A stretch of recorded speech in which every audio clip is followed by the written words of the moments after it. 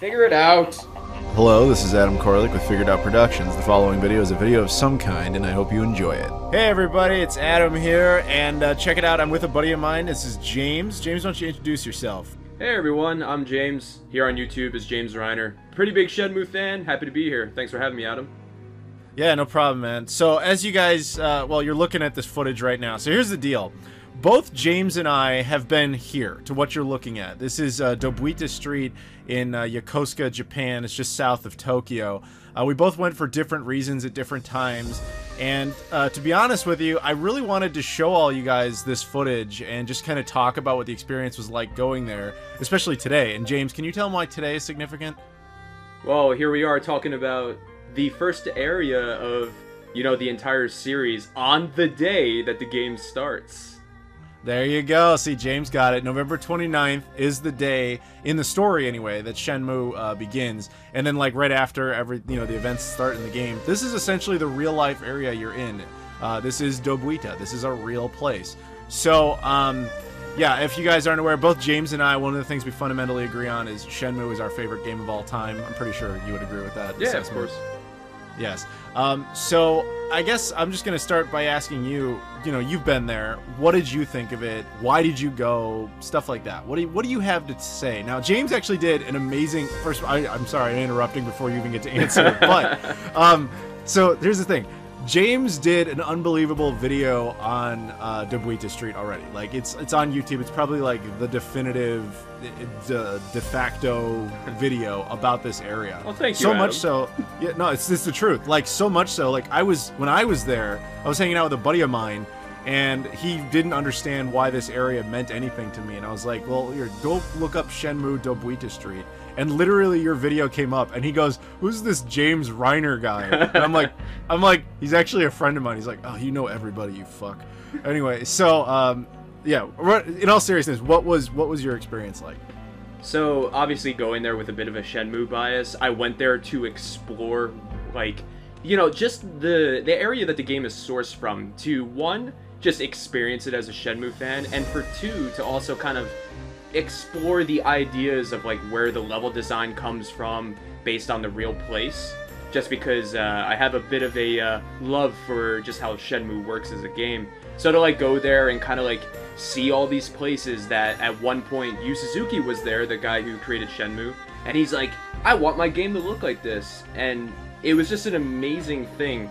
So yeah, I went there kind of to explore like where the game comes from, and just kind of enjoy this nifty little street in Japan while I was on vacation there.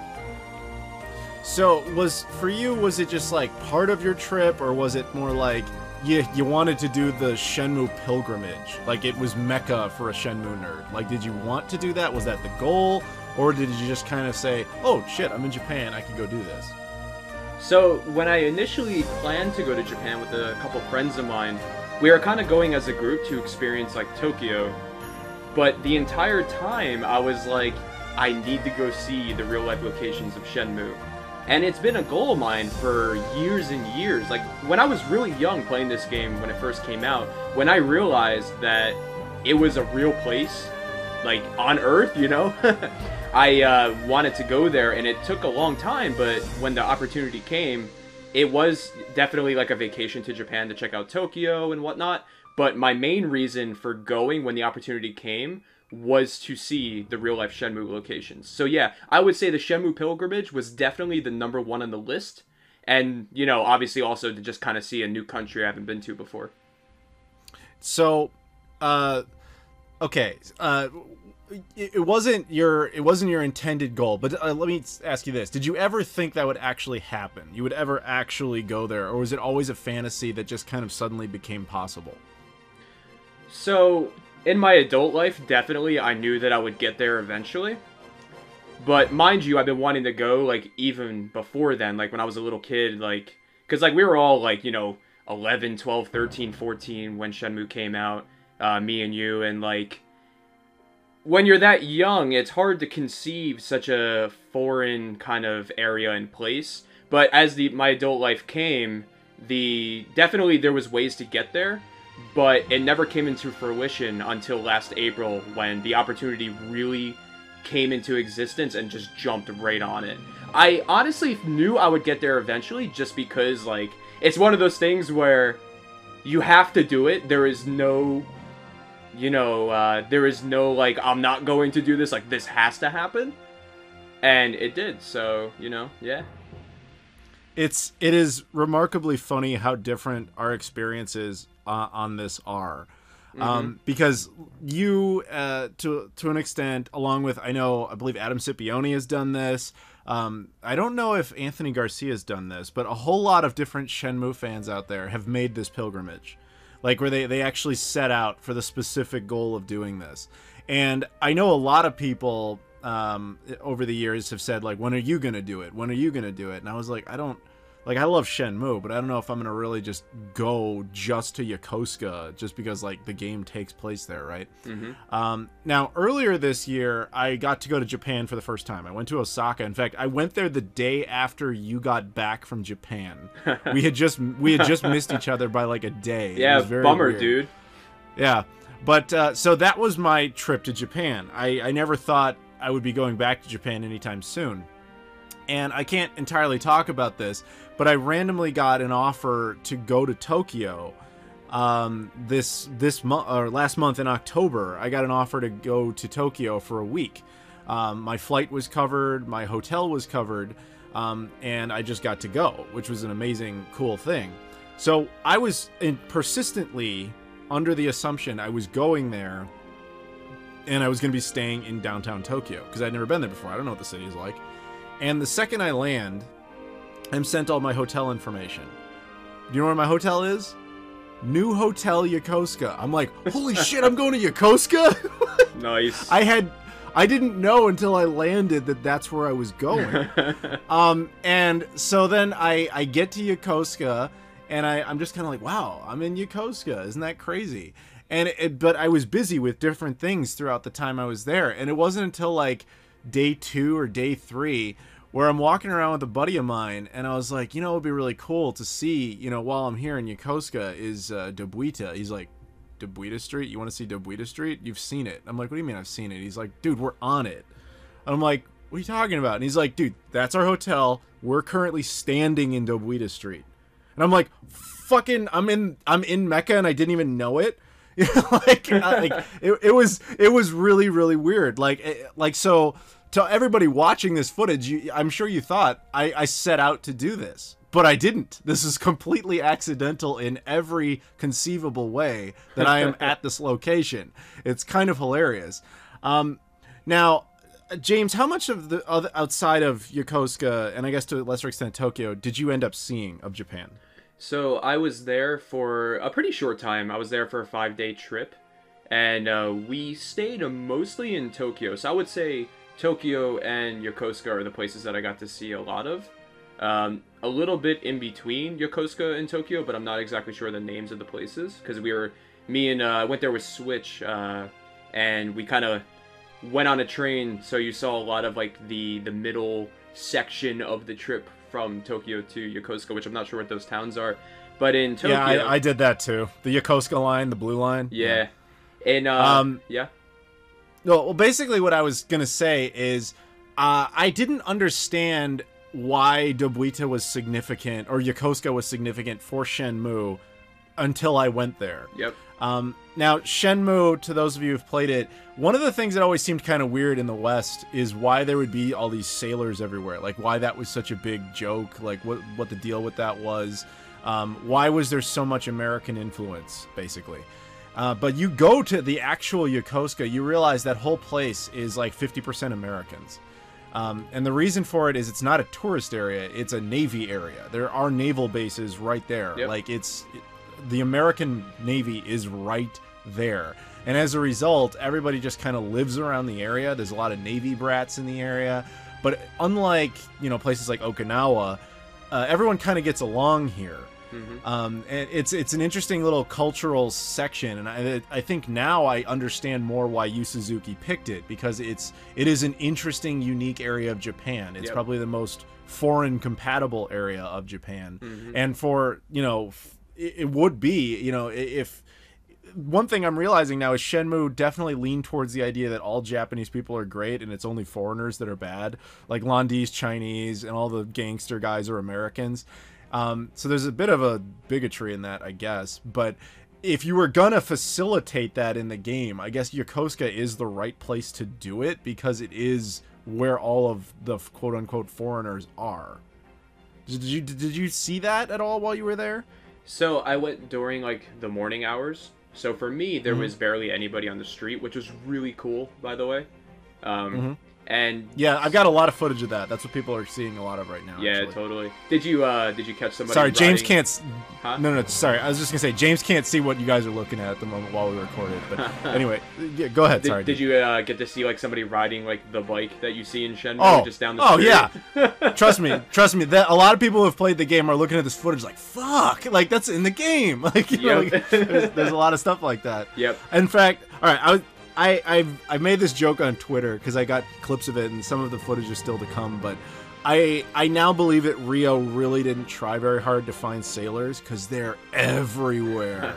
They are unavoidable, especially at night. That is no joke in the game. Sailors usually come out at night. Yeah, they do. They come out in full force. Yep. And they're everywhere. And I was telling my buddy about that. I was like, yeah, there's this part you have to like look for sailors and then you have to like, you get in fights and stuff.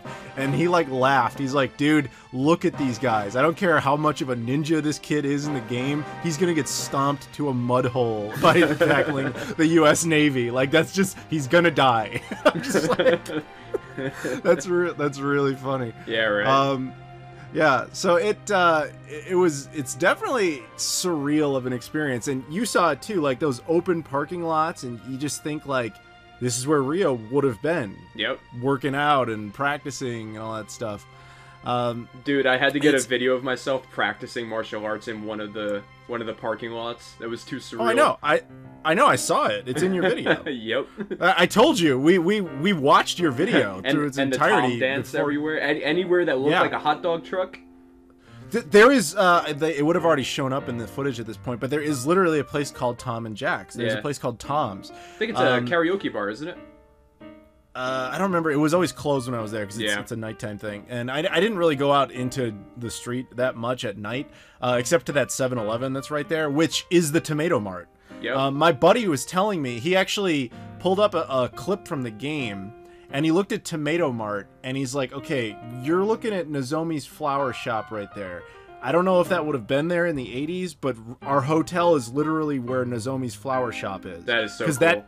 He's like, that convenience store, Tomato Mart, which in reality is a 7-Eleven, he's like, that has been here for decades. Yep. So it would have been there in the 80s. So if that makes sense, you can map it around that. Yep. And then I'm like, holy shit, it does make sense. Like, obviously there's aspects of it that are different. It had to be, because the game can't have infinite draw distance, so it has to have unnatural curves that don't really exist. Yep. One of my favorites is actually the inconsistency that in the game, if you want to go to the harbor, Rio goes out to the street and he takes a bus. Yep. But in reality, the harbor's down the street. You can walk faster than a bus will get you there. Yep, Verney Park. It's right down the street. Yep. It's funny. Did you see the warship in the distance, by the way? Always. In fact, I was there on a really weird day. The USS Ronald Reagan was docked there. They had brought it in, and all of the Japanese, like, old, carriers were there too, but they had actually brought in the USS Ronald Reagan, which is like the #1 naval vessel in the world, just sitting there, just fucking sitting there. It is weird. Like, I'm sure you know very well, when you're in the harbor in the video game, you can look in the background in the distance and you just see those naval ships back there. Guys, those are real. They're there all the time. Yep. The harbor is there. There's submarines there. And in the game, what they don't make clear is that what you're looking at, you're on the Japanese side of the border. And the ship you're actually seeing in the game is the Japanese ship. I always thought that was the American vessel. The American side is actually really hard to get access to even see it.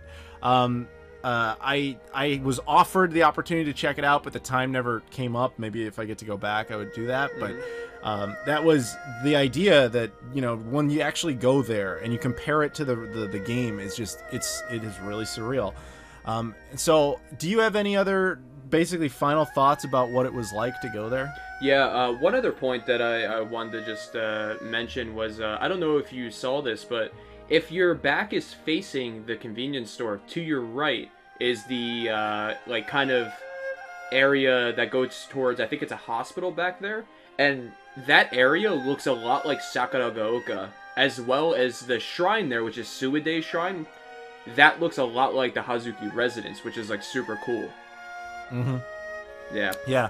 But I would say, for, like, a final thought, I would say, like, anybody who's a Shenmue fan should definitely check out Dobuita Street, but also, if you're just looking for interesting Japanese places to go to, I feel like Dobuita Street is really, like, a cool place to go, because it's like a bunch of cool Japanese stores selling American, like, you know, American, like, army merchandise and stuff, and, like, you can find some cool jackets there. You can find some really interesting, unique American items that you would even see in the U.S., you know? Yeah. It's so He's cool. absolutely right. Yeah.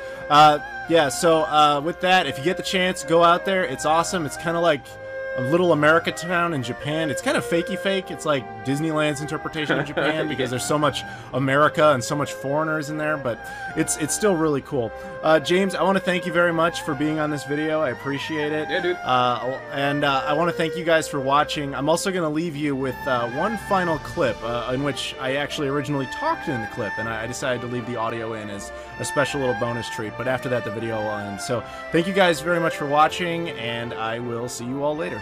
I'm going to do what I've wanted to do since I was a kid. I've got change here, putting it in, 120 in, we pick our drink. In this case, we're going to get a Coca-Cola. This is actually the coffee Coca-Cola.